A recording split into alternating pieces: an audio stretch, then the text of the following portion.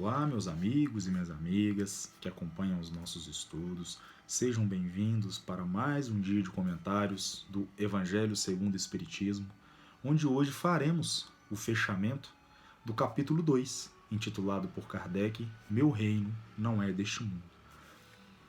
Portanto, hoje falaremos do item 8, que está sob o título Uma Realeza Terrestre, que é aquela parte, ao final de todos os capítulos, em que Kardec coloca as instruções dos espíritos, que são as comunicações obtidas por vias mediúnicas, que vêm corroborar para o desenvolvimento dos temas tratados por Kardec em cada capítulo. E aqui, de uma forma extremamente oportuna, Kardec coloca uma comunicação onde ele diz que é um espírito, a identificação do espírito, ele coloca uma rainha de França.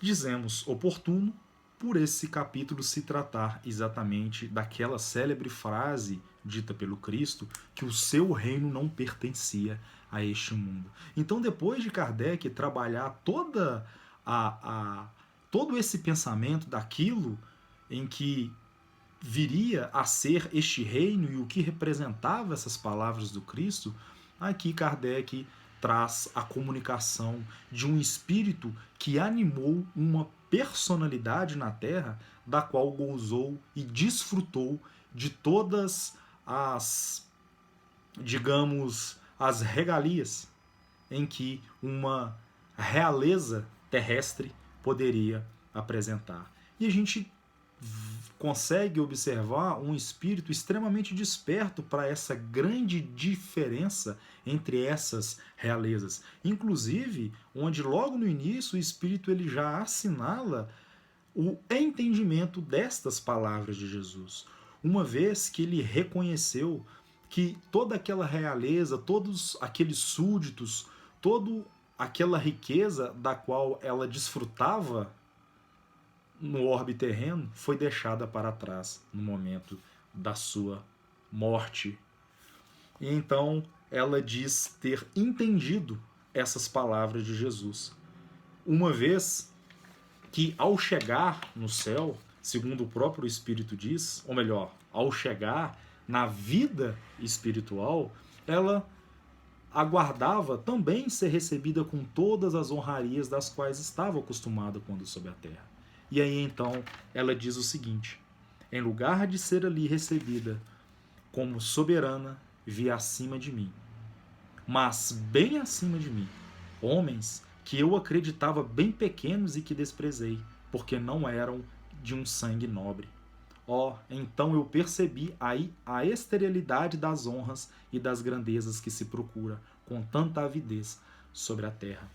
Nos lembramos aqui da questão 274 do Livro dos Espíritos, em que Kardec pergunta à Pleia de Verdade se existia algum nível hierárquico no plano espiritual, se existia a subordinação e a autoridade. E os espíritos respondem de forma afirmativa que sim, existia, porém essa hierarquia ela se dava pelo ascendente moral de forma irresistível.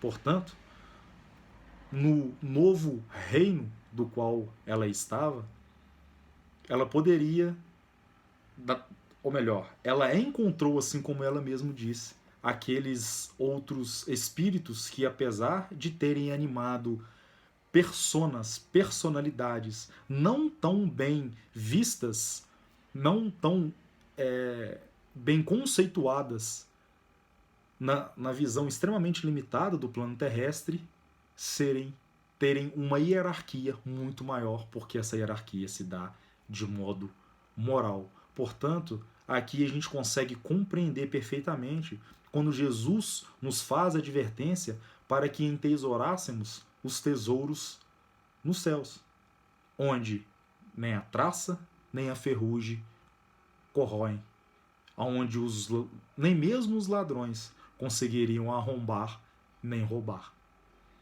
Portanto, ela nos deixa uma mensagem muito interessante,